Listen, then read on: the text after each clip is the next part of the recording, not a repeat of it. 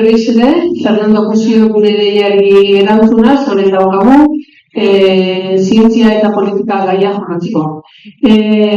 Por segunda vez tenemos a Fernando Cosio, que ha atendido a nuestra llamada y que será el tema de ciencia y política. Esan ere, gozetki bat, enkestari gendu, nor nahi zuen euskerako kide mintzalago izan, partaide, eta sortzi personak baietz izan dute. Nola inkestak anonimoarian, besedez, o gurekin, juntakoakin, edo bestela WhatsAppez idatzi, ni naiz, eta nahi eta antolatzean deituko dizuegu aztera. Y decía que mandamos la encuesta de quién quería formar parte de los grupos de euskera Kide Mintzalagun y afortunadamente respondieron que fueran 8 y si alguien se quiere apuntar también se le acepta, indudablemente. Pero como las encuestas son anónimas, no sabemos quiénes son, entonces pues pedimos que os pongáis en contacto con nosotros o mandéis un WhatsApp al Interlicartea y dando vuestro nombre para que una vez que organicemos el tema cómo va a ir, pues ya empecemos con ello en serio, que este es el trimestre de empezar a trabajar. Vale, bueno, pues venga, Fernando Cosio gurekin, eskerrik asko.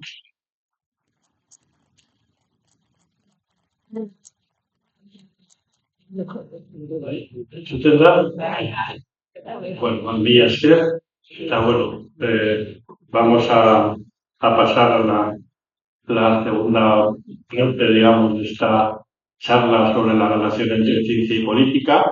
Vimos un poco en la parte primera las características, los puntos de vista diferentes, cómo este diálogo, pues a veces es muy complicado, cómo a veces también se puede utilizar en favor del científico más que del político.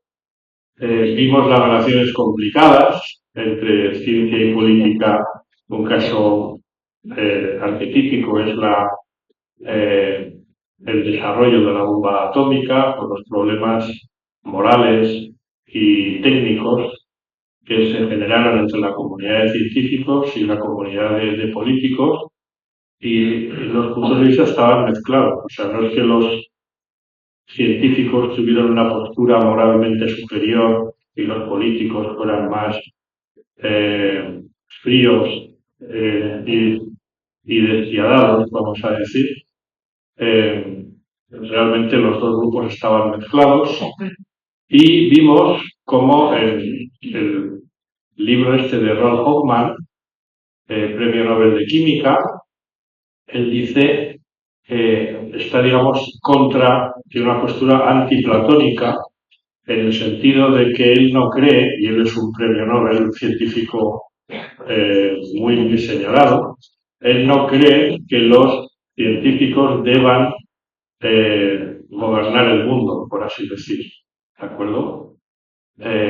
Dice precisamente que si algo debe achacarse a los científicos es su insuficiente participación en los procesos políticos. Pero una vez que entran en el juego, no son mejores que otros y tampoco peores. Algo es algo, ¿de acuerdo? Y en ese sentido, un modelo que se ha seguido hasta ahora, ya veremos luego que esto está ahora en crisis, un modelo que se ha seguido es el que expresó muy bien Winston Churchill, que dijo que scientists must be on top, but not on top.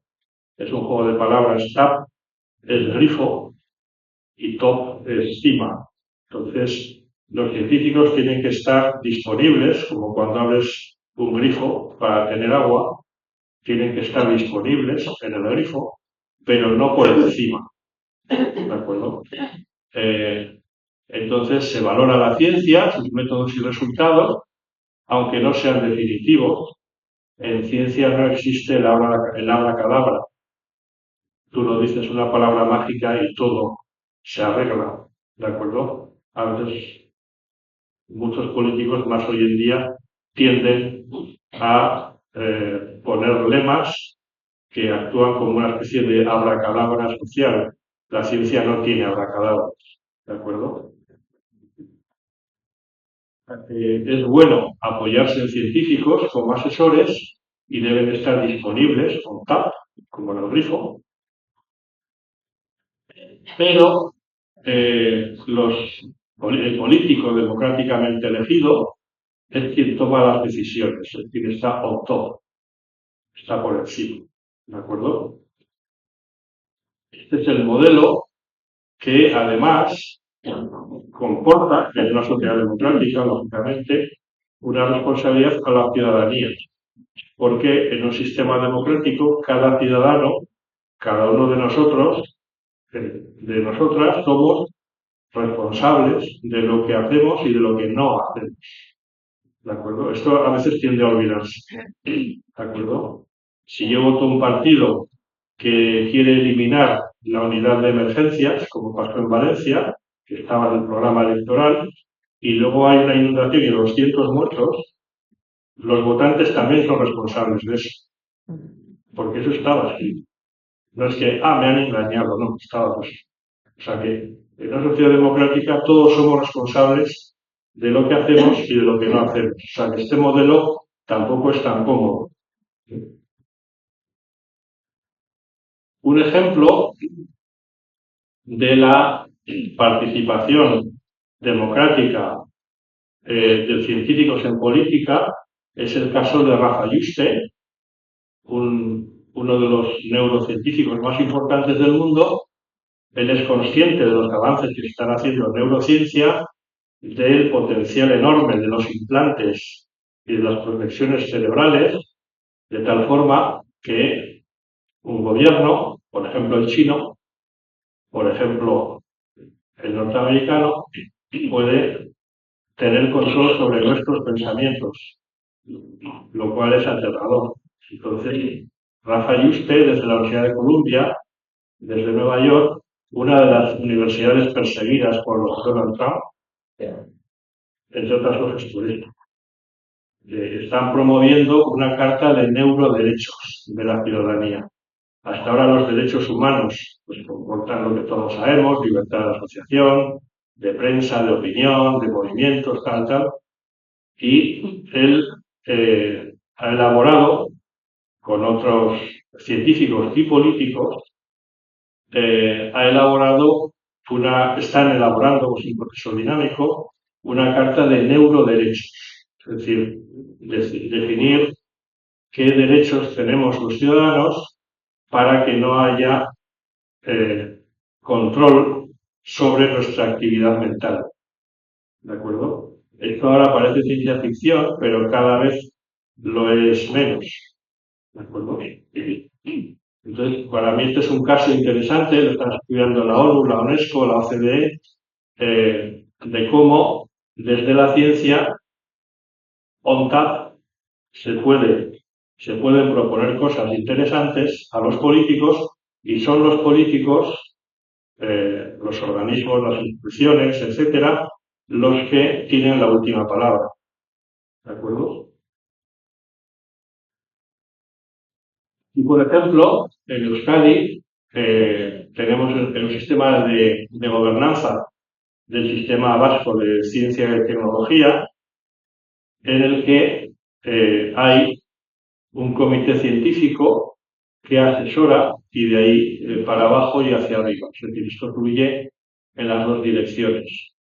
O sea, como veis, este esquema de científicos on top, but not on top, funciona. O se está, con todas sus limitaciones, pues se está utilizando.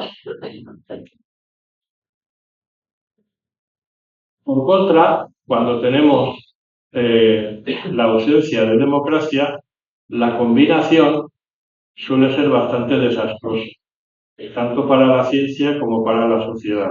¿De acuerdo? Hay un libro muy interesante que es The Politics of Chemistry, de Agustín Nieto Galán, es un investigador ICREA en Barcelona, es experto en historia de la ciencia y él analiza aquí la evolución de la ciencia química en España desde la Restauración hasta la muerte de Franco. y se ve lo desastroso que fue, tanto para la sociedad como para el desarrollo científico en España, que estaba antes de la dictadura franquista, estaba experimentando lo que se ha llamado la Edad de Plata. Es decir, había un resurgir de la ciencia que fue truncado completamente después de la Guerra Civil.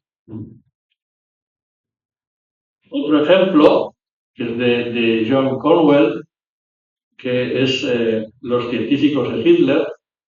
Este libro, curiosamente, lo compré en el aeropuerto de Sydney, en Australia, lo cual indica que en Australia las librerías de los aeropuertos son bastante densas, ¿de acuerdo?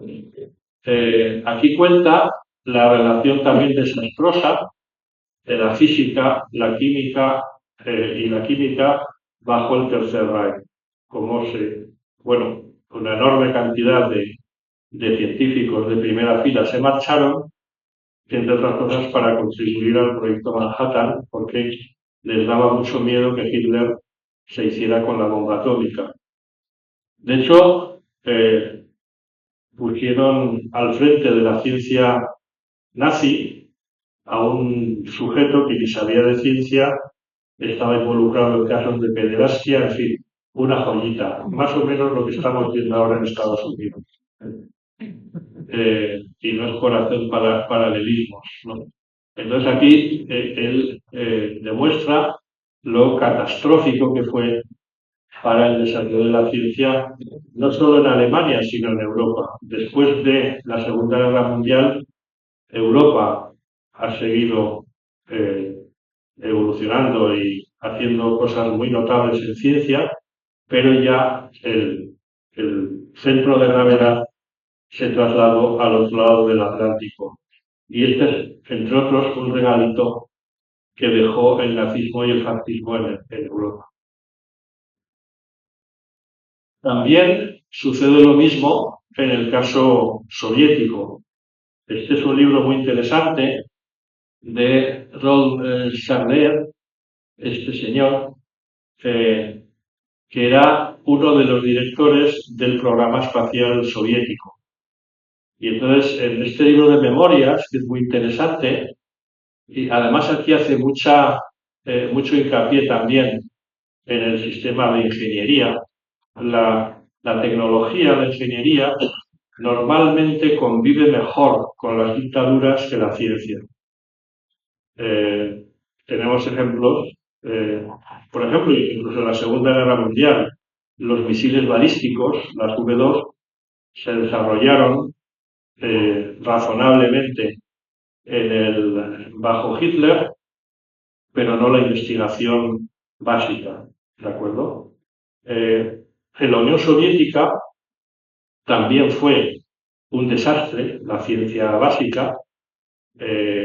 Por ejemplo, Lysenko, un biólogo experto en cultivos, sostenía que la teoría evolutiva y las teorías genéticas era ciencia burguesa y por tanto era una aberración. Lo mismo que Hitler decía que la mecánica cuántica y la relatividad era ciencia judía y también era una aberración, ¿no? Pues los soviéticos hicieron lo mismo, solo que en lugar de decir judío decían burgués. Pero para el caso era lo mismo, te podían matar exactamente igual, ¿de acuerdo? De hecho, muchos biólogos y expertos en cultivos fueron asesinados durante el estalinismo, ¿de acuerdo? Y aquí él cuenta, pues, visto desde dentro, todos los problemas del sistema soviético de investigación en general y de tecnología aeroespacial en particular, que era un área en la que aparentemente la Unión Soviética pues estaba yendo bastante bien. ¿De acuerdo? De hecho, al final, Sarder acabó escapándose a Estados Unidos, antes de que lo escaparan a él. De hecho, curiosamente, no se han hecho películas sobre este señor, pero acabó casándose con una hija de Eisenhower. O sea que es una epopeya bastante curiosa. Pero si de mismo modo que hemos visto eh, el desastre de la ciencia bajo la dictadura nazi-fascista, lo mismo pasó en el caso de la ciencia soviética. De hecho, este es un libro que desgraciadamente creo que no está traducido. Es un libro muy interesante, que es La ciencia de la libertad. Habla periodista, escritor, Timothy Ferris, habla de la relación entre ciencia y política cuando la democracia, con todas sus imperfecciones, prevalece.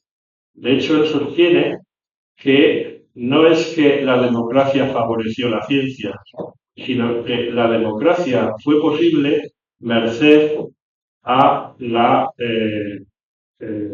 aportaciones de la ciencia. De hecho, por ejemplo, cuando se crea la Constitución americana, los padres fundadores, que dicen los norteamericanos, varios de ellos tenían sólida formación científica. El caso más claro es Benjamin Franklin, que era un político y un científico. ¿De acuerdo? Y de hecho, inventaron el sistema de check and balance, que ahora está en serio peligro, si no ha desaparecido ya. Cuando se crea la Constitución, ellos consideran que es conveniente generar un sistema de contrapesos. La Constitución norteamericana está teñida, por un lado, de un pesimismo antropológico, es decir, la política abandonada a su suerte tiende a la tiranía y, por tanto, la cuestión es, ¿qué es mejor? ¿Tener jueces tiranos, políticos tiranos o legisladores tiranos? Y entonces concluye que lo mejor es ponerlos en contraposición de tal forma que se equilibren. Y eso es, al final, de hecho lo admite Franklin, eso está basado en la tercera ley de Newton. La mecánica newtoniana inspiró la Constitución americana. ¿Por qué? La tercera ley de Newton dice que a toda acción se le contrapone una reacción de magnitud igual y sentido opuesto. ¿De acuerdo? Entonces, ellos, en sus instituciones, traspasan este esquema de la física de Newton a la política, a la legislación. ¿De acuerdo? Entonces, este libro es muy interesante y sostiene, digamos, un poco lo contrario. Es decir, que la ciencia, si evoluciona positivamente, tiende a la democracia. La tecnología no necesariamente. Podemos tener dictaduras que se manejan relativamente bien con la tecnología. Tenemos el caso chino, el caso ruso, etcétera. Todavía hay bastante. Por cierto, en el caso de Estados Unidos, ya se está viendo en los últimos rankings de universidades, Harvard ya no es la primera. Los efectos de Trump ya se están notando en la investigación básica norteamericana. ¿De acuerdo? Y está, en este sentido, y enlazado con el anterior, este libro, que es yo cuando lo leí hace bastantes años, de Daron Acemoglu y James Robinson, Why Nations Fail, ¿por qué fracasan los países? A mí me parece un libro buenísimo. Yo no sé, son economistas, uno del MIT y otro de Harvard. O sea que cuando lo leí me pareció un libro muy inspirador, y muy claro. De hecho, les han dado el Premio Nobel de Economía, entre otras cosas por este libro. Pero no os creáis, este libro es muy fácil de leer. Yo, que no soy economista, Antes de que se tradujera, yo me compré la primera versión, pero ahora está traducido. Y realmente es un libro muy fácil de leer. ¿Qué dicen Acemoglu y Robinson? Que la política importa. Es decir, que él divide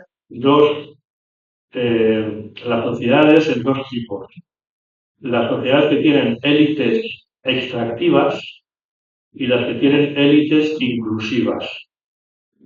Una élite inclusiva es una que genera conocimiento y genera riqueza.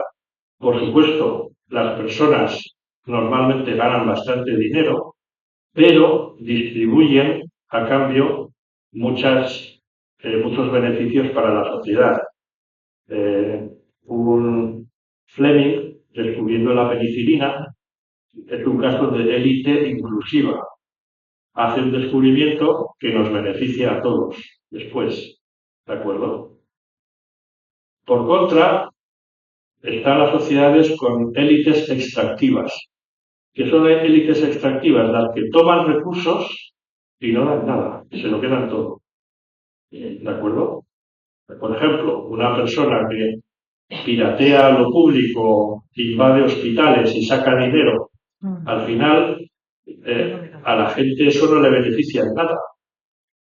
Quizá a algunos accionistas, pero nada más. Entonces, una sociedad dominada por las élites extractivas va peor y además la ciencia no prospera. ¿De acuerdo? Porque ¿para qué? Si primero, para empezar, no tengo dinero. Para seguir, tengo una familia pobre y no voy a poder estudiar. Entonces, te estás quitando del medio a un montón de personas que podrían contribuir. ¿De acuerdo? ¿Cuántas personas en muchos países, cuántas mujeres en muchos países, nunca sabremos todo lo que nos podrían haber dado a la sociedad porque no van a tener la menor oportunidad, porque viven en sociedades extractivas, no inclusivas, que revierten a la sociedad el esfuerzo que se ha hecho. ¿De acuerdo? Entonces, este es un libro realmente muy, muy, muy recomendable. Entonces, desde ese punto de vista de la interacción entre ciencia y política, en el mundo occidental, desde siempre se han establecido ensayos de desarrollo social basado en la ciencia que están disfrazados de literatura. Y se creó un género llamado las utopías. Es decir, se escribían libros o las distopías de cómo funcionaría una sociedad buena y cómo funcionaría una sociedad mala. ¿De acuerdo? Quizás una de las utopías más influyentes desde el punto de vista fue la Nueva Atlántida de Francis Bacon. Bacon fue el primero que propuso el método científico, aunque no lo llama exactamente así, ¿de acuerdo? Es un método basado en la observación, en extraer conclusiones y generar modelos explicativos de lo que está sucediendo, pero basados en la experiencia, ¿de acuerdo? En los hechos. O sea, en la anterior charla dijimos, para el científico los hechos son sagrados, la opinión es libre. No, la opinión es sagrada, especialmente la mía, y los hechos son libres. Y así eso lo discutimos. No, es justo al revés. Pues ese punto de vista lo establece Bacon. Entonces, es un libro, bueno, un cuento muy curioso. Habla de una tripulación inglesa en un barco que está navegando, sale del Perú, está navegando por el Pacífico y de repente se pierden y cuando ya están casi sin provisiones y tal, encuentran una isla. Y resulta que es una isla en la que la gente vive muy bien y está de alguna forma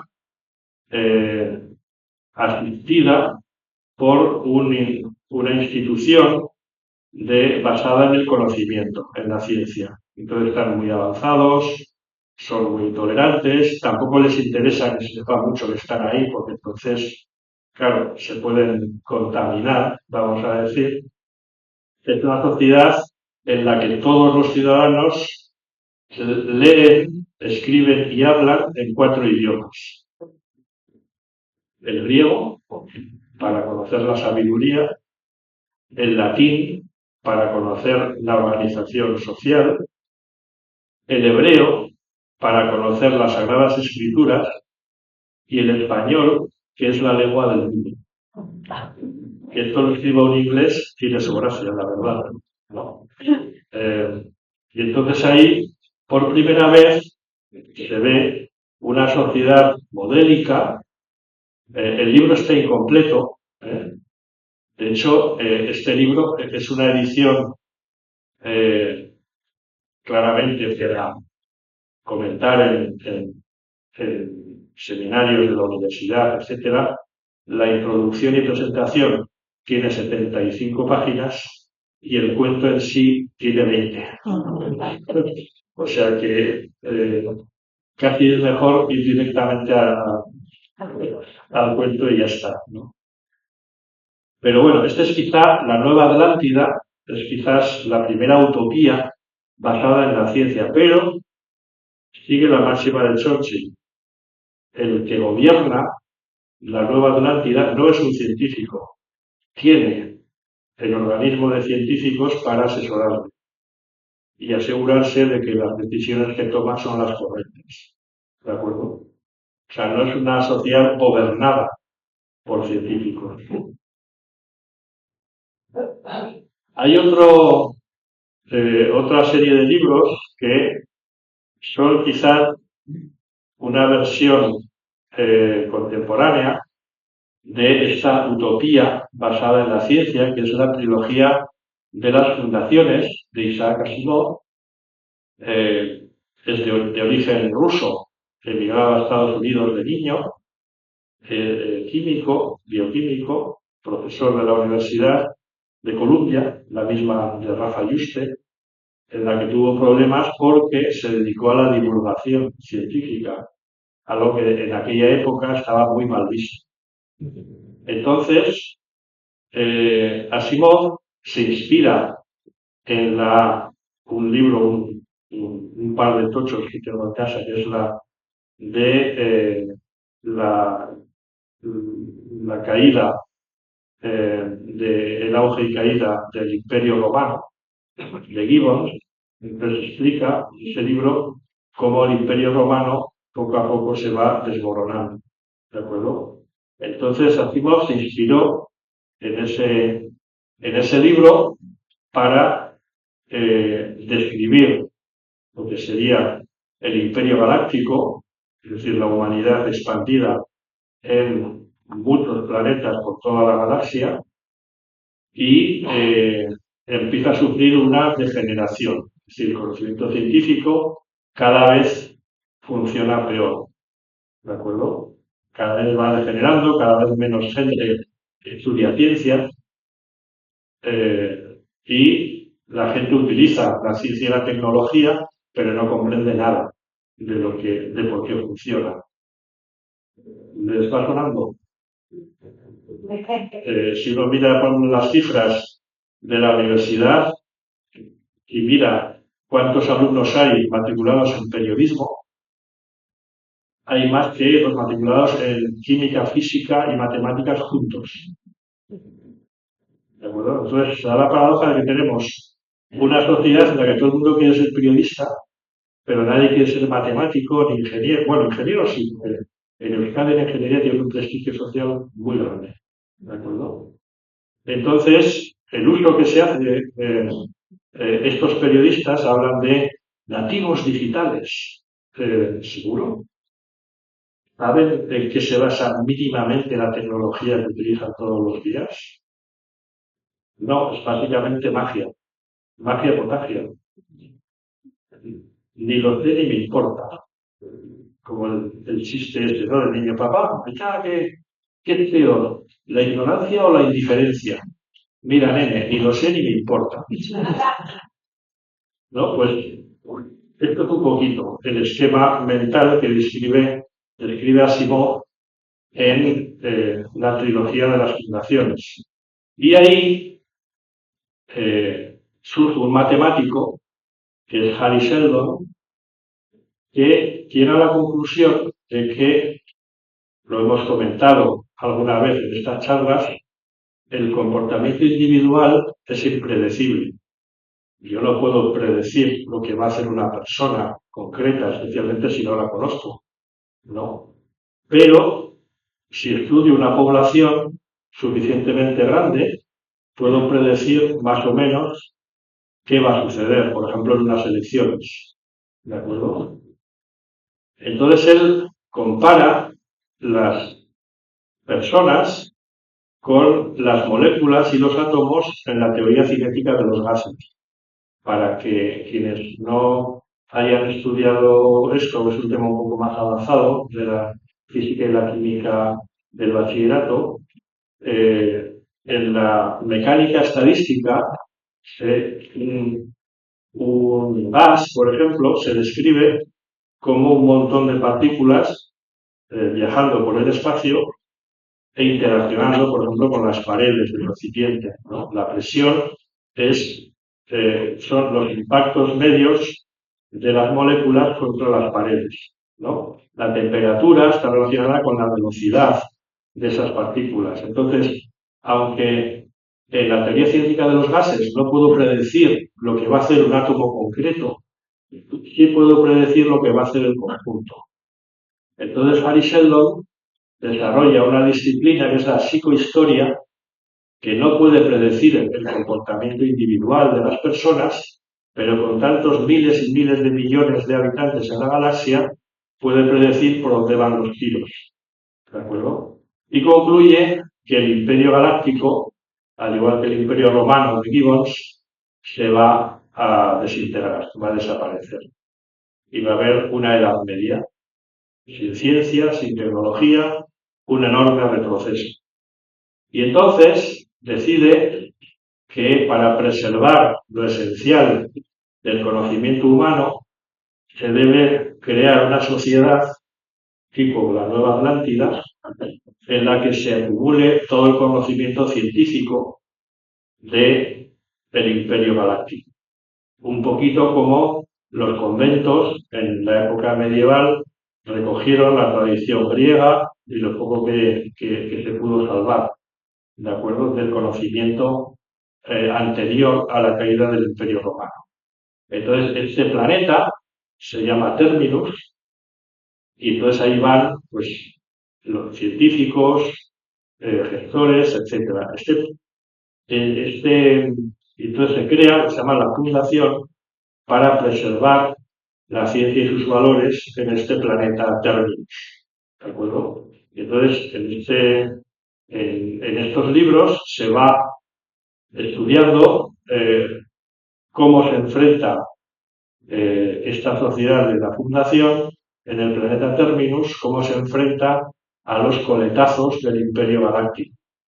¿De acuerdo? Porque no les gusta que haya, por ejemplo, en el Imperio Galáctico la gente ya no sabe muy bien cómo funcionan las cosas, pero sí tienen técnicos de mantenimiento, que aunque no saben por qué, saben que haciendo esto o lo otro, pues la cosa sigue funcionando. No mejora, pero al menos aguanta. Entonces, estos técnicos que hacen cosas pero no saben por qué, se les llama sacerdotes en el Imperio Galáctico, ¿de acuerdo? Invocan cosas, hacen rituales y las cosas más o menos siguen funcionando. Entonces, no ven con buenos ojos que en ese planeta Terminus haya gente pervirtiendo los valores tradicionales. ¿De acuerdo? Entonces tienen que enfrentarse al acoso de todo el resto del Imperio Galáctico. Entonces van saliendo más o menos adelante hasta que surge un personaje, un mutante extraño, impredecible, colérico, tiránico, sin escrúpulos, que le llaman The Mule, el mulo. Entonces, volviendo de un congreso en el aeropuerto, hay una revista que me suele gustar comprar, que es Foreign Affairs, que está, bueno, esta es la típica revista que solo te la puedes comprar en kioscos de aeropuertos y preferiblemente en el extranjero. Y entonces aquí, en este número, eh, el extraño triunfo de una América rota, y se preguntaba, creo que esto es en enero-febrero del año pasado, hace un año, ¿cambiará Trump el mundo? Pues ya ves, ¿no? Entonces, aquí aparece una historiadora que a mí me gusta mucho, Margaret Macmillan. Ella es canadiense y es profesora emérita actualmente en Oxford, y ella habla de que el triunfo, la victoria de Donald Trump, ¿no?, le hace recordar al clásico de ciencia ficción, la trilogía de las fundaciones. Bueno, de la fundación, se le suele llamar la trilogía de las fundaciones, publicada justo al final de la Segunda Guerra Mundial, ¿no? Entonces, todo lo que está haciendo la Fundación para preservar la ciencia, los valores y la sociedad democrática es de repente removida por la aparición y puesta en peligro del bulo, un mutante con poderes extraordinarios y millones de seguidores devotos. Y entonces ella se pregunta, ¿es Trump la mula de nuestros tiempos? Entonces va analizando el comportamiento. Esta es Margaret Macmillan, repito, es una historiadora magnífica, tiene varios libros traducidos al castellano y realmente, si a alguien le interesa la historia contemporánea, es buenísima porque, para los que no somos historiadores, podemos leer muy bien, porque escribe muy bien y se la entiende muy bien. Entonces, claro, en el libro, aquí al principio, el bulo de Mule hace unos desastres tremendos, ¿no? Y el mundo no sabe reaccionar.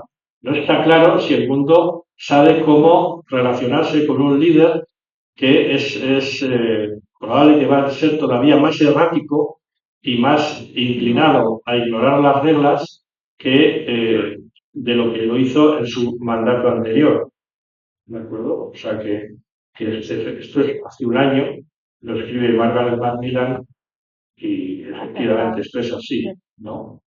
Y al final ella concluye, dice, en la trilogía de Asimov, el bulo eventualmente es puesto bajo control, despojado de sus poderes y enviado a su propio planeta menor, restaurando el orden galáctico. Pero esto es ciencia ficción. No tiene claro la buena de Margaret Macmillan que este final feliz en la trilogía se repita ahora. Vamos a ver qué pasa. ¿De acuerdo? Realmente, en este sentido, si lo lee uno como una utopía, en el sentido de la Nueva Atlántida de Bacon, la trilogía de las fundaciones de Asimov, pues es muy interesante. Tiene partes muy divertidas, no voy a hacer spoilers, pero me pareció realmente muy inspiradora la interpretación que hace Macmillan del trumpismo en términos de la puesta en peligro del orden mundial. Entonces, cuando una sociedad se apoya en la ciencia, hay que enfrentarse a la realidad que normalmente no es utópica, ¿de acuerdo? En ese sentido, a mí personalmente, como gestor de ciencia a través de Ikerbas, este libro me ha sido de gran ayuda, de Greenberg, acerca de cómo, después de la Segunda Guerra Mundial, se estableció la política científica en los Estados Unidos. Se creó la NSF, la National Science Foundation, los institutos de salud, Institutes of Health, y entonces, claro, dice, la ciencia pura se distingue de la tecnología porque permanece más allá, mucho más allá de la comprensión del público, ¿no? Entonces, la investigación básica es incluso más costosa y no tiene nada que vender en, en el mercado convencional. No tiene nada que vender todavía, ¿de acuerdo? Y entonces, la gestión de la ciencia es la gestión de algo que es impredecible, aunque estos valores o sea, esto puede tener mucho valor para el público, pero de entrada se le pide que ponga dinero para favorecer esto. Entonces, esta distancia entre el dinero que tú pones de tus impuestos a los beneficios que eventualmente puedes tener, esta distancia hace que muchas veces sea difícil. Entonces, cuando hay un problema, ¿cuál es el primer gasto que se recorta? En ciencia. Ahí me preguntó una periodista, cuando era la crisis de 2008, bueno, habrá que elegir entre pensiones y hospitales y contratar a los científicos y pagar científicos. Digo, es que es una falsa elección. Si no gastas dinero en ciencia, no tendrás dinero para pagar pensiones ni para pagar hospitales, porque serás todavía más pobre. Las naciones ricas, no es que como son ricas gastan dinero en ciencia, no. Las naciones ricas son ricas porque han gastado dinero en ciencia. ¿De acuerdo? Pero claro, esto hay que explicarlo con mucho cuidado. Y esta periodista, en una entrevista en la radio, me decía, ¿por qué tenemos que fichar investigadores? Y le contesté, ¿se da usted cuenta de que si esta pregunta fuera sobre futbolistas no me la harían? Claro, o sea, cuestionamos las cosas que no debemos, ¿no? Y las que deberíamos cuestionar, no las cuestionamos. ¿De acuerdo? Entonces, una lección que aprendí de este libro es que la ciencia es intrínsecamente inestable. Es como una especie de, imagínate un globo que va cayendo lentamente y hay un montón de niños que están soplando para que se mantenga. ¿De acuerdo? Pues esa es la situación. Si dejas de soplar, el globo cae. ¿De acuerdo? Y además tienen que soplar muchos niños a la vez para que el globo se mantenga. Uno solo enseguida se cansará. ¿De acuerdo? O sea que esta inestabilidad intrínseca es algo que los políticos no entienden. Entonces, cuando hay una crisis, el primer recorte en ciencia. Nadie se va a enterar y a nadie le va a importar. ¿De acuerdo? Y cuando tengo un político que no sé muy bien dónde meterlo, pues le hago ministro de ciencia y ya está. Suponiendo que tenga ministerio, que ha habido muchos años en los que no ha habido ministerio. ¿De acuerdo? Entonces, volviendo a la cita antiplatónica de mi amigo Ralph Hoffman,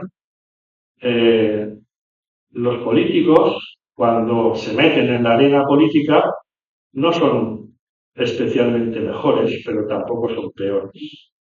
Entonces vamos a ver unos cuantos políticos que han tenido formación científica de primera fila. Igual no lo conocen, pero Margaret Thatcher, que era abogada y se metió en política, inicialmente estudió química en Oxford. Aquí ven a la joven Margaret preparando su trabajo de fin de máster en, en Oxford, ¿de acuerdo? ¿Y quién le dirigía el trabajo? Pues Dorothy Hopkins, premio Nobel, la primera, después de Marie Curie, la siguiente premio Nobel de química, ¿de acuerdo? O sea que su jefa era una premio Nobel y además bastante roja, pero hay que decirlo. O sea que, pero se llevaron bien. Por lo que cuenta ella, realmente se llevaron muy bien. ¿Y en qué trabajaban estas dos personas políticamente diferentes, pero científicamente afines? Pues técnicamente en difracción de rayos X. Esta es una técnica que fue puesta a punto en Cambridge por Bragg, padre e hijo. Con esta técnica de difracción, o sea, cuando los rayos X, que son de muy alta frecuencia, interaccionan con la materia, sufren unas desviaciones y tú puedes deducir con qué se han chocado midiendo sus desviaciones. Esto es lo que se llama matemáticamente una transformada de Fourier. ¿De acuerdo? Entonces, Thatcher trabajó en la difracción de rayos X de la penicilina, del antibiótico que se había descubierto también en el Reino Unido. Y tenía una formación muy sólida en difracción de rayos X. De hecho, un profesor en un congreso contaba, Jack Baldwin, que habían inaugurado un centro en Oxford de difracción de rayos X de última generación, viene Margaret Thatcher y empieza a hacer preguntas ultra técnicas que Baldwin se queda, pero esta mujer, ¿por qué estas preguntas? Claro, es que tenía formación en difracción de rayos X, formación de primera mano de una premio Nobel. O sea que no es. Entonces, es un caso de una política de primer nivel de formación científica, que venía de la ciencia y se metió en política. ¿De acuerdo? Que fue mejor, que fue peor, eso ya la interpretación es libre. ¿De acuerdo? Otro caso es de Angela Merkel,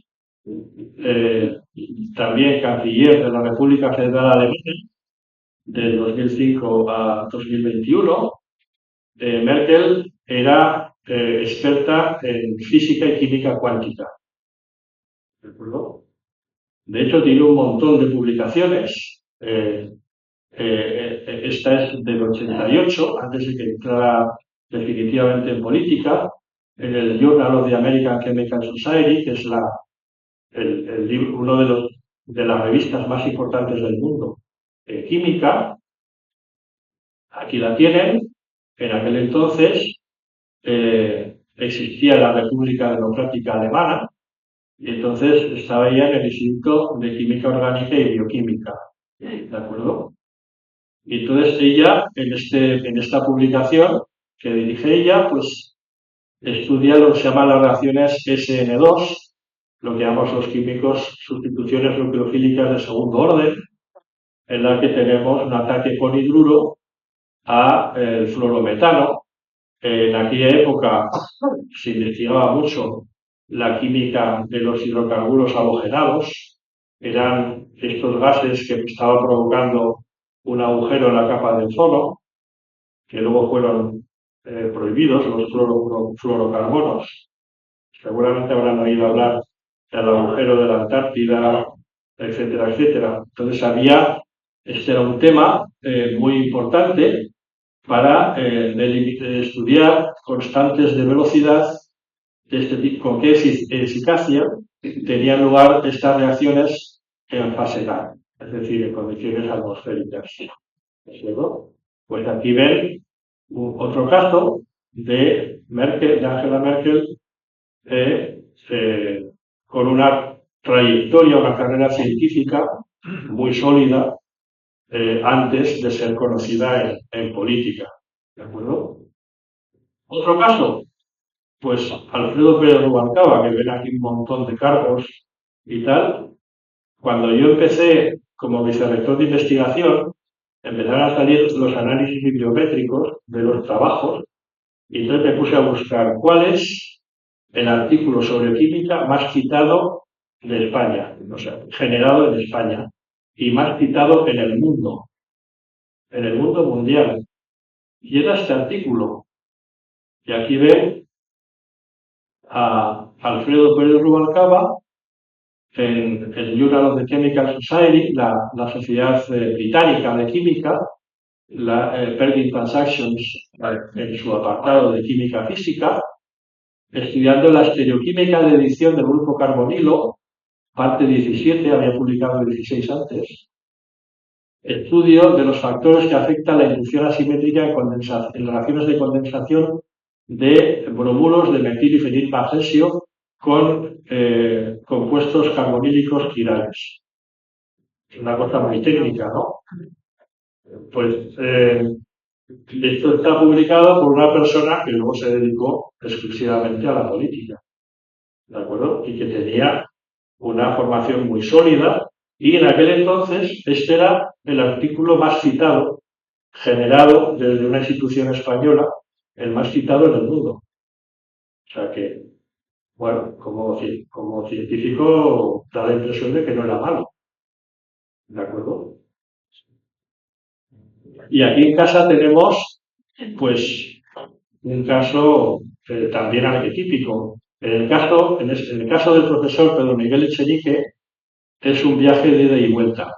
Él se doctora en Barcelona, luego se vuelve a doctorar en Cambridge, viene al gobierno vasco, está de consejero de Educación y Cultura y también de portavoz del gobierno vasco, y luego vuelve a la investigación. Y bueno, de los artículos que hemos visto, este es quizá el científico que ha producido, el político científico que ha producido artículos de más alto nivel. Es medalla Schrödinger, Premio Príncipe de Asturias, etcétera, etcétera. Y este es un artículo publicado en Nature, que es la revista más importante del mundo en ciencia, en espectroscopía de atosegundos en materia condensada. ¿De acuerdo? Este es un dispositivo, ellos han hecho un tratamiento teórico de todas estas reacciones. ¿Y qué es esto del atosegundo? Es una fracción de tiempo extraordinariamente breve. Para que se hagan una idea, un atosegundo es a un segundo lo que un segundo es a toda la edad del universo. O sea que están midiendo cosas a una velocidad que yo francamente ni me la imagino.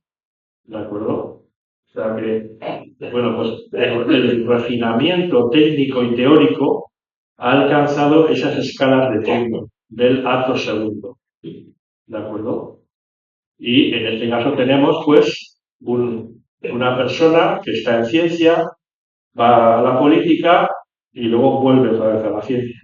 Este es un viaje de ida y vuelta. Los casos que hemos visto antes eran solo de ida.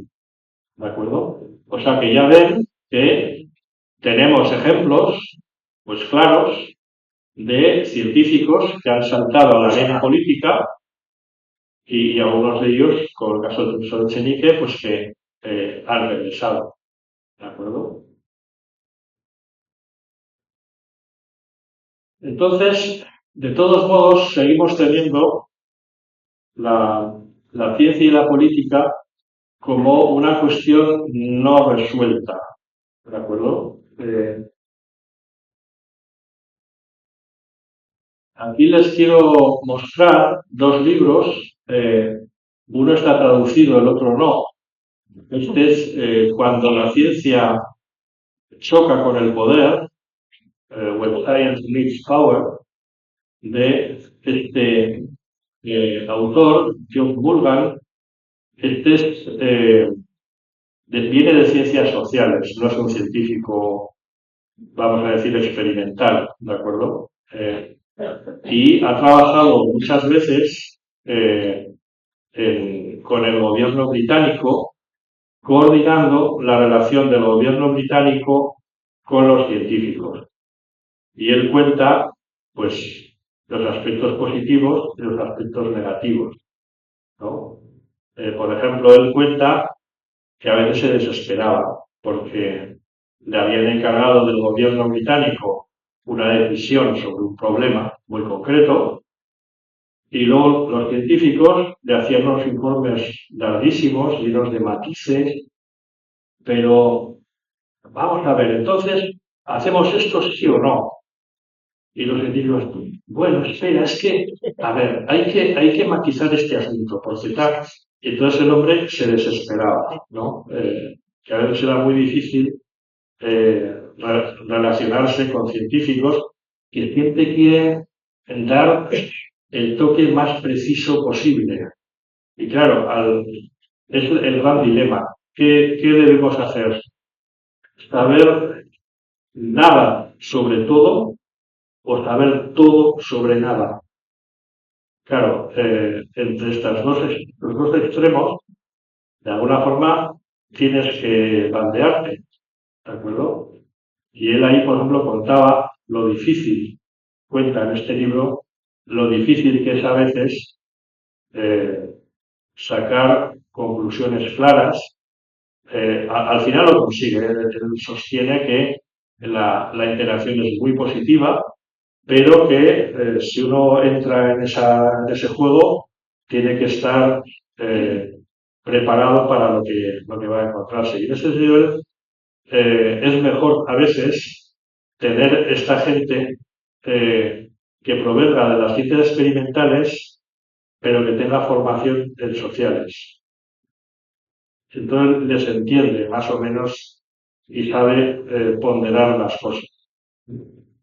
El otro libro, el Science and Politics, de Boyd, también este que yo sepa no está traducido. O sea y él ahí es muy crítico eh, con esta diferencia de matices que aquí está un poquito como un reproche a los científicos. Aquí hay mucho reproche a los políticos. Entonces, él habla de que, lo que he dicho antes, de que los políticos les gusta el abracadabra. O sea, pronunciar una frase mágica y con eso ya lo resuelto todo. ¿Nuestro país será verde o no será? Abracadabra. A ver, ¿eso exactamente qué quiere decir? ¿De acuerdo? Entonces, hay que digamos que los políticos deben renunciar al abracadabra y aceptar los matices. Aunque esos matices sean difíciles de explicar a la gente pública. Él sostiene que la opinión pública en una sociedad democrática y avanzada, pues tampoco son tontos. O sea, si les explican las cosas, las entienden. ¿De acuerdo? O sea, que tampoco hay que simplificar las cosas excesivamente, ¿no? Como decía Einstein, las cosas tan simples como sea posible, pero no más. Es decir, si no nos pasemos, ¿de acuerdo? Y en la gestión política hay una tendencia a pasarse, en súper simplificar el problema y despojarlo de todas las dificultades y sutilezas técnicas. Las cosas normalmente no son tan fáciles, ¿de acuerdo? Entonces, estos dos libros, pues, bueno, a mí me han parecido muy interesantes y me han servido un poquito para preparar esta charla. Entonces, hemos dicho antes que los científicos deben asesorar a los políticos, pero no dictar la política. ¿De acuerdo? Este era el modelo hasta ahora, pero ahora tenemos la cosa ha empeorado. Por ejemplo, el secretario de Estado de Salud, Medicina, que es Robert F. Kennedy Jr., no sé que sea un ignorante en ciencia, que bueno, oye, todos no podemos saber de todo, yo no sé nada de griego, y entonces una persona especialista en filología griega dirá, oh, Fernando, pues si os menos un ignorante. Pues sí, es que yo no sé griego, ¿de acuerdo? Pero si tuviera que hacer algo eh, relacionado con el griego, me asesoraría, porque sé que de eso yo no sé, ¿de acuerdo? Pero este no es capaz de asesorarse. Está poseído. Hay un arquetipo, he hablado antes de la evolución positiva de la sociedad norteamericana, basada en la ciencia en última instancia, en la mecánica newtoniana, tercera ley de Newton, acción y reacción, contrapesos institucionales, ¿de acuerdo?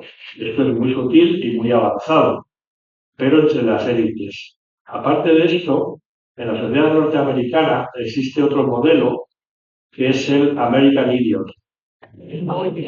Lo dicen ellos, ¿eh? O sea, mi hijo Unai me regaló un disco de un grupo que está muy bien, que se llama Green Day, y el disco se llama American Idiot.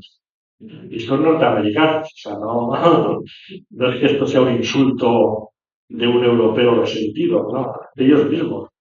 ¿Qué es el American Idiot? Es un arquetipo en el cual el norteamericano se ve a sí mismo como una persona práctica que desprecia las sutilezas y la sofisticación intelectual.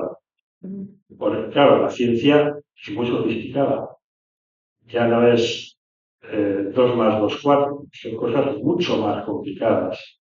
Entonces, ella tienden a considerarlo como una cosa que va contra el espíritu del noble y sencillo americano medio. Y ahí hay una parte del triunfo del mulo de Trump en nuestra sociedad. Trump les dice, yo me acuerdo, perdón por el exordio, hubo una época en los 80 que se creó un partido político de cachoteo que se llamaba el Partido del Karma Democrático, el PKD. No lo votaba nadie, pero hacía unas campañas que eran muy divertidas, la verdad. Y una de ellas ponía, vota PKD, el voto inútil, el voto como tú. Es decir, el trumpismo y movimientos análogos en Europa se basan en que el noble y sencillo pueblo está siendo engañado por sofisticados señoritos que se burlan de ellos. ¿De acuerdo? Y entonces la reacción es precisamente Donald Trump dice, yo soy como vosotros. En fin, evidentemente no es como nosotros, ni socialmente, ni económicamente, y tampoco mentalmente, la verdad. Pero bueno, eso ya es otra historia, ¿no? Entonces, tiene de ministro de Salud a un sujeto que va contra las vacunas, que penaliza a los médicos que publican en revistas científicas. Es decir, aquí entre nosotros, imagínate un grupo de investigación de Osakidesa que publica en The Lancet, que es una de las revistas más importantes en medicina, un artículo y tal, pues siempre pues le aplaudimos, ¡oh, pues qué bien, ¿no? Y tal. Ahí se lo cargan. O sea que realmente es un desprestigio. De hecho, ha pedido, y las universidades lógicamente no lo han hecho, cancelar las suscripciones a las revistas científicas. ¿De acuerdo? American Idiot. pero el estado, lo que decimos, estado químicamente puro. Es decir, una pureza superior al 99,5%. ¿De acuerdo? Y, por ejemplo, este es lo he seleccionado, es de un periódico, una declaración sobre el tema de las vacunas y tal, cuando el periodista dice, bueno, pero los expertos, recordemos, Churchill, con TAP, pero con TAP, por lo menos, a disposición. Y, bueno, tomarse en serio lo que dicen. Entonces él dice, una buena madre sabe que no debe confiar en los expertos en materia de salud pública. O sea, tú vas con tu nieta, con tu niñito, al médico y no, esto está, pues, de este jarabe, de no sé qué. Ah, no, esto hay que estar. Yo soy una madre, yo sé lo que absurdo. Nadie funciona así, salvo 4 tarados.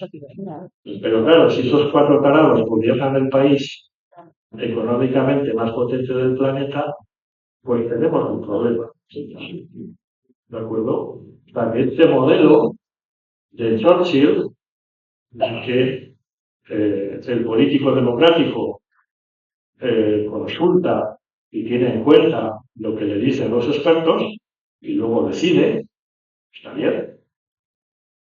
Es más, la opinión de los expertos hay que atacarla. No solo no tenerla en cuenta, sino ir a por ello. ¿De acuerdo?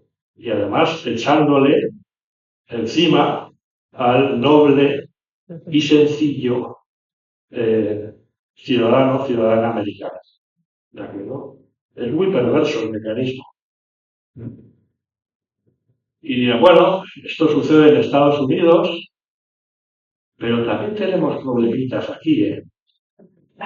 Veamos lo que ha pasado con Redeia, la red eléctrica española. La directora es una abogada, registradora de la propiedad.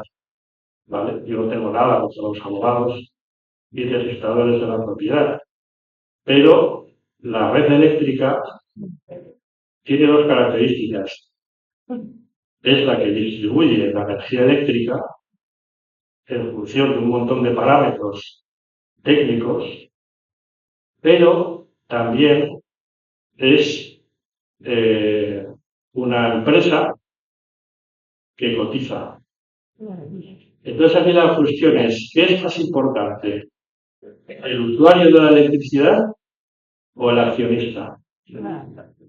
Pues en una empresa normal, por ejemplo, uno puede elegir entre invertir en acciones del Santander o de la BBK o de no sé qué. Y en función de cómo va, pues la acción sube, baja, bueno, vale. Y si una persona no está contenta con su banco, pues se puede ir a otro. ¿De acuerdo? Nadie te obliga a tener una cuenta en un banco determinado. En una universidad todos pasamos por ahí. Entonces, ¿qué sucede? Que esta señora no tenía ningún conocimiento técnico. Y tampoco consta porque tenía un montón de informes diciéndole el sistema puede colapsar. Porque tenemos una distribución, no voy a entrar en los detalles técnicos, pero tenemos problemas y el sistema puede colapsar. Hasta que colapsó. ¿De acuerdo?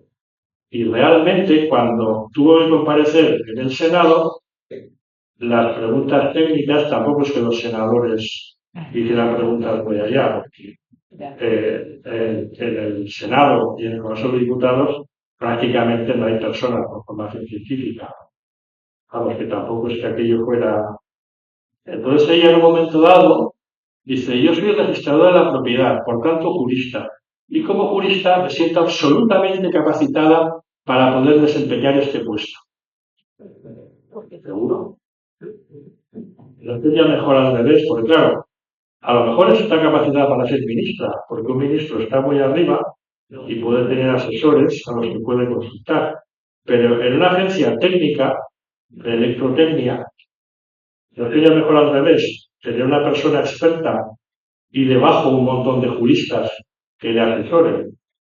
Yo, por ejemplo, cuando era vicerrector de investigación, me dijo el rector, Fernando, tienes que hacer un nuevo reglamento para los estudiantes de doctorado y los becarios. ¿Vale? Yo había sido estudiante de doctorado, había sido becario y más o menos sabía lo que me gustaba y lo que no me gustaba del sistema. Entonces elaboré un borrador de reglamento para los estudiantes y doctorandos, ¿de acuerdo? Pero claro, no me fui al rector para presentarlo al Consejo de Gobierno así. Me fui a los servicios jurídicos de la universidad y les dije, bueno, este es el borrador que he hecho yo, ahora decidme cómo encaja todo esto en la ley, en las leyes.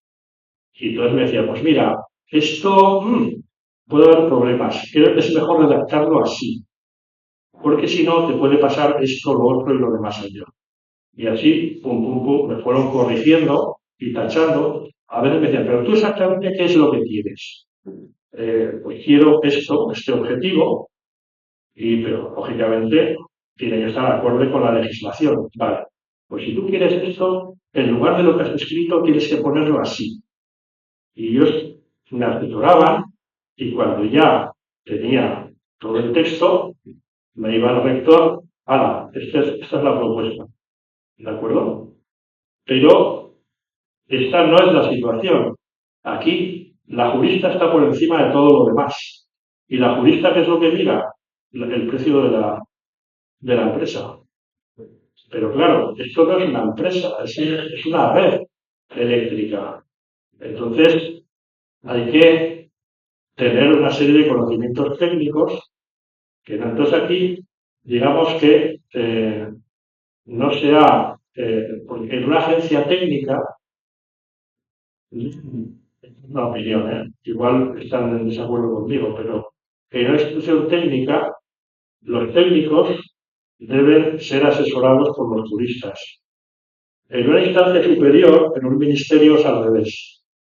Una persona puede provenir de la ciencia, como los casos que hemos visto antes, y asesorarse con, o no, perdón, asesorarse con científicos, ¿de acuerdo?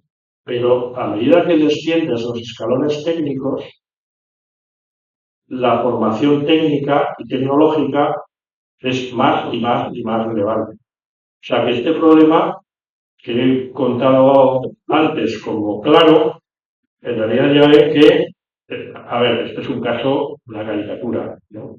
Pero este caso es más sutil y hay que valorarlo también. No digo tener la solución para esto. Mi opinión personal es que a medida que uno baja los escalones técnicos, por ejemplo, dirigir el Sistema Nacional de Trasplantes, me parece conveniente que una persona con formación médica dirija el servicio. Luego ya tendrá economistas, expertos en logística para transportar los órganos, legisladores, etcétera. Pero la persona de algo tan técnico como la Organización Nacional de Trasplantes, pues hombre, parece razonable, como de hecho así es, que sean personas con formación médica. ¿De acuerdo? Pero en fin, este es un tema que está al debate. No pretendo ni que esta señora esté equivocada ni que yo tenga la razón. Pero simplemente lo he traído para ilustrar que el problema tiene matices cuya solución no está hecha. Es un problema que no está resuelto en realidad. ¿De acuerdo? Y por último, si vamos a mirar libros, este no está traducido que yo sepa, lo recomendaban en la revista Nature, la ciencia bajo estado de sitio, escrito por dos expertos, uno en investigación atmosférica, cambio climático, acostado por Trump, Quijotes, este es un médico pediatra que durante el COVID desarrolló una vacuna barata y estable térmicamente que se pudiera transportar a países del tercer mundo para poder vacunar gente en países que no pudieran pagar por las vacunas, que son bastante caras. Y bueno, el resultado fue que este señor ha perdido sus líneas de financiación con la National Science Foundation porque es un rojo peligroso, por lo visto, por investigar procesos atmosféricos. Y eh, este señor anda con escolta. Ha sido amenazado de muerte y ha tenido 2 intentos de atentado por los antivacunas, comandados por el ministro. O sea que realmente este es un libro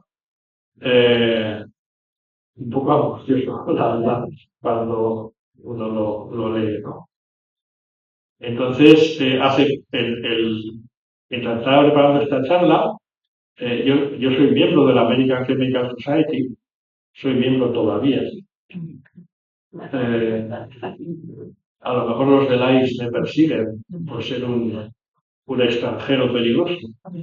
Bueno, pues esta revista, Chemical Engineering News, en su número de diciembre del año que acaba de concluir, entrevistan a varias personas que literalmente se sienten amenazadas.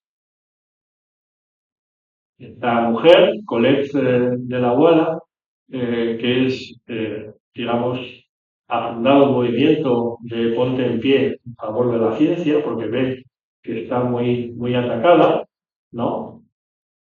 Entonces hay un ataque en gran escala y se sostiene que va demasiado dinero eh, eh, hacia la ciencia y se confía demasiado en la ciencia, con los pulgares hacia arriba.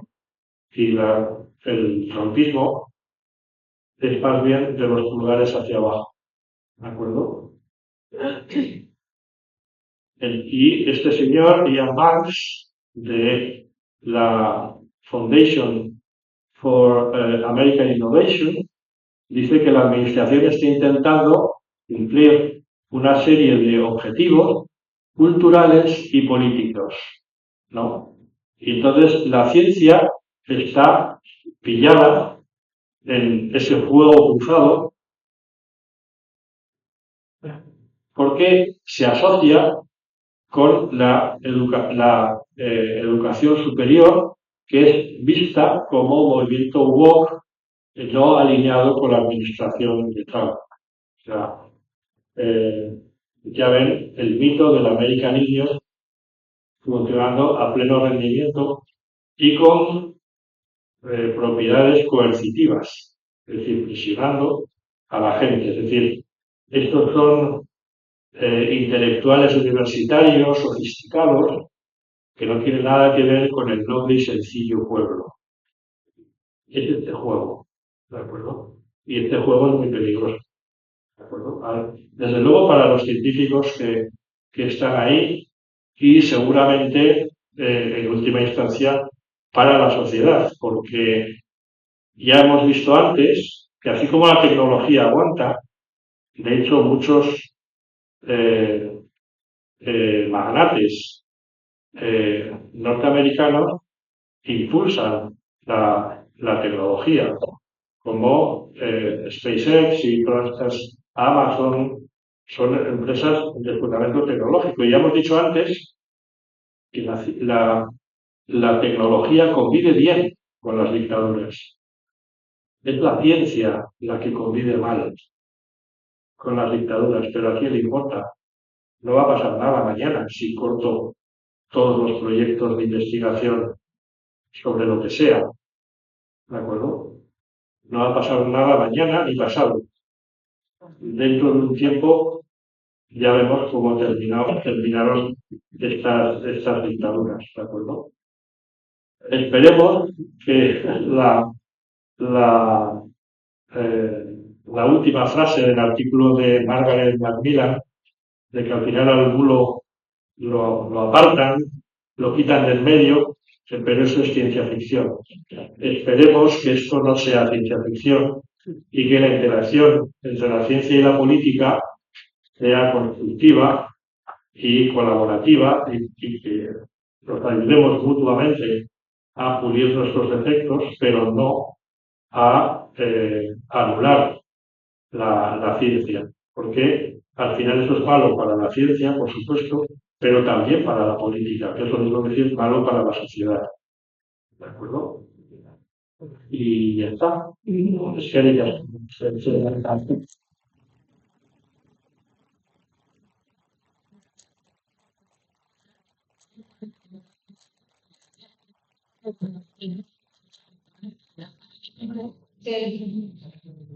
Bueno, eskerrik asko zuri Fernando, oso interesgarria izan da.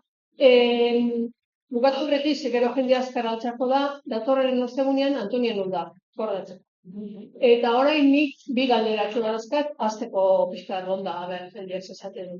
Bata da, politika neoliberalak gizarte estraktibora eramaten gaitu. Adibidez, Madriden, gertatzen ari danakin. Hori bezalako politika, ziur aski extraktiboa dela, uste dut. Adibidez, perdón. Desde el punto de vista que hemos apuntado en Acemoglu y Robinson, ese tipo de políticas son extractivas. Pensemos lo que ha pasado con el tema, que hay varios, de las mascarillas en la COVID, ¿no? Gente que le trae dinero público para pagar mascarillas, porque están los políticos muy preocupados, necesitan mascarillas, y entonces las cobran unas comisiones brutales y ganan un montón de dinero y la sociedad se empobrece porque ha destinado mucho dinero a eso, ¿no? Entonces, este es un caso claro de política extractiva. Tomas fondos públicos y la gente no la ayudas nada, al contrario, la haces más pobre todavía, ¿no? Este sería un caso, entonces, lo que un periodista llama la piratería de lo público.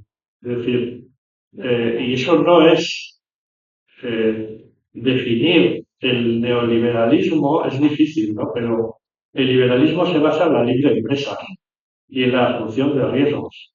Pero si yo sé que no tienes más remedio que comprarme mascarillas, ¿quieres esto? Pues te voy a meter una clavada que te vas a enterar. Eso no es liberalismo, eso es piratería.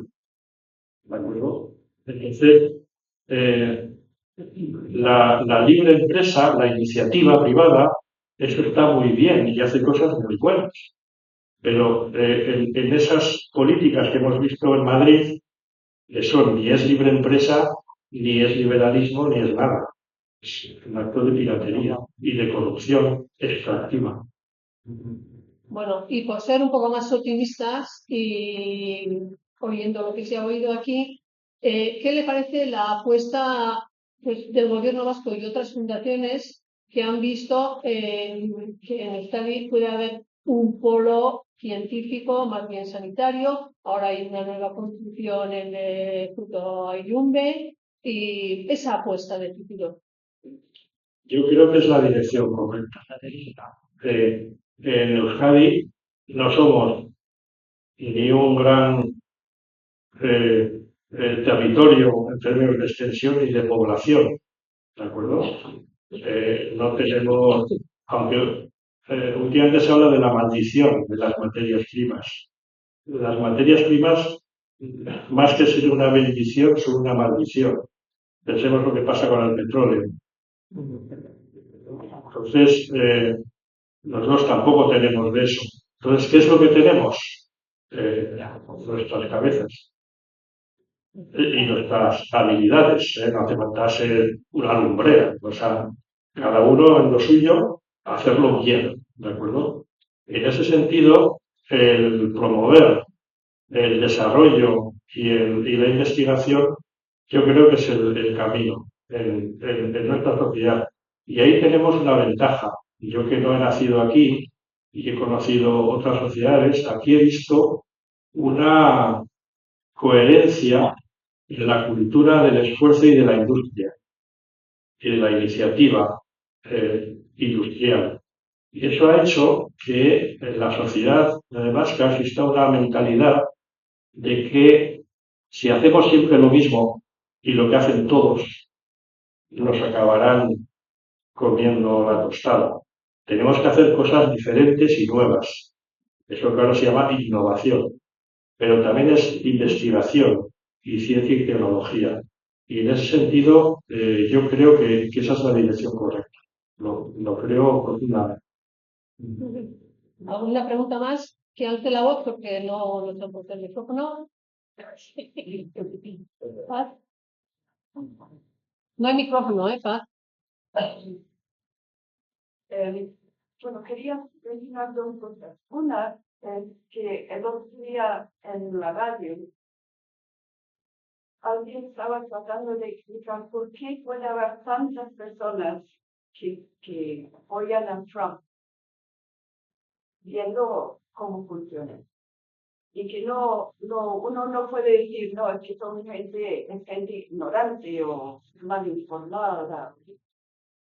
Y la explicación que dieron es que en el mundo moderno, como todo va más rápido, y la sociedad, la información va cogiendo ese ritmo.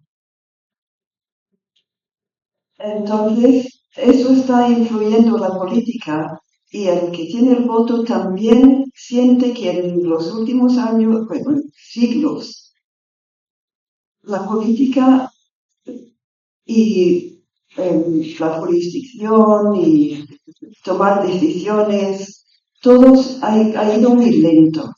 Y hoy día, cuando ven que un juicio puede tardar 8 años en aparecer en los cortes o planes para no sé qué, hablan del futuro, entonces lo que hacen es lo de mañana. Que la gente está exigiendo que la gente prefiere que en la política sea alguien que dice algo y lo hace. O sea, piensan menos en lo que implica y piensan más en que es efectivo. Lo dice y lo hace. Cumple. Y eso hay que pensar en ello.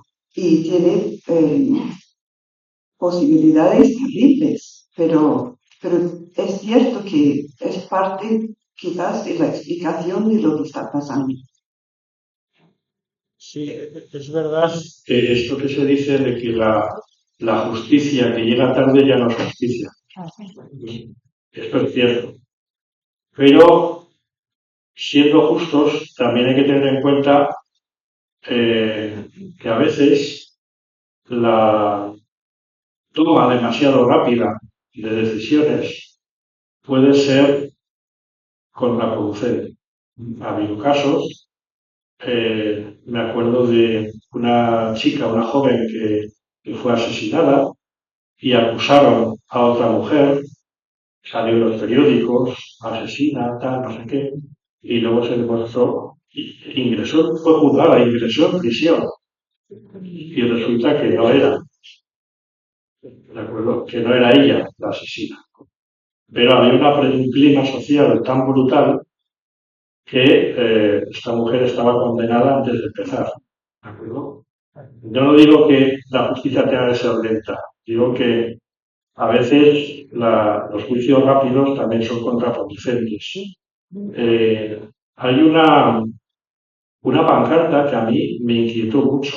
En la cumbre del cambio climático salió un grupo de ecologistas y de Greenpeace con una pancarta que ponía: los políticos discuten y negocian, los líderes deciden, que va en el sentido de la acción rápida. Lo que no decían es que ese lema estaba copiado de un tal Benito Mussolini, que decía: los políticos discuten y negocian, el duce decide. Y claro, eso también tiene un tufillo peligroso, ¿de acuerdo? Ahora Donald Trump decide, sí, pero ¿qué decide? En la Segunda Guerra Mundial, Winston Churchill, por las mañanas estaba en el gabinete de guerra, mientras Londres era bombardeada, y por las tardes tenía que ir al Parlamento a defenderse de una moción de censura que le había planteado la oposición. Evidentemente, ni Hitler, ni Mussolini, ni Stalin tenían que enfrentarse a una moción de censura y diluir fuerzas. Un observador diría: están en guerra y están perdiendo el tiempo en debates parlamentarios mientras están bombardeando la capital de tu país. Eso es la democracia también. Y al final, pues, resultó que, digamos, el bando aliado, otra cosa es el tema soviético, pero bueno, finalmente prevaleció, ¿no? O sea que a veces la democracia parece lenta, torpe, sujeta a muchas negociaciones, lentas. Hay un episodio en una serie que era en otros tiempos, se llamaba El ala oeste de la Casa Blanca. Y entonces el presidente se pone a negociar una ley sobre armas, sobre tenencia de armas. Y claro, la asociación del rifle, no sé qué cambios, la otra, no sé qué cambios, la otra, tal. Y al final esa ley queda irreconocible, ¿no? Y entonces el presidente dice: las leyes son como las salchichas, la gente no debería ver cómo se hacen. Entonces, pero la democracia también es esa, la alternativa es que el duce decide. Claro, son los extremos. Probablemente habrá que buscar un término medio razonable. Y ahí también, desde luego, los políticos sí deberían ser mucho más razonables, sobre todo para que no cundiera este desánimo de la opinión pública, que hay veces que pones la radio y me pongo sí, es verdad, es verdad. Tiene más delito porque los legisladores norteamericanos deberían conocer todo eso. No, que le he dicho que los políticos deberían estudiar a Newton. Vale. Sí, a toda acción le corresponde una reacción. Esto es importante. No,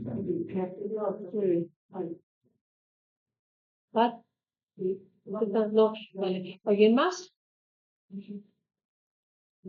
No.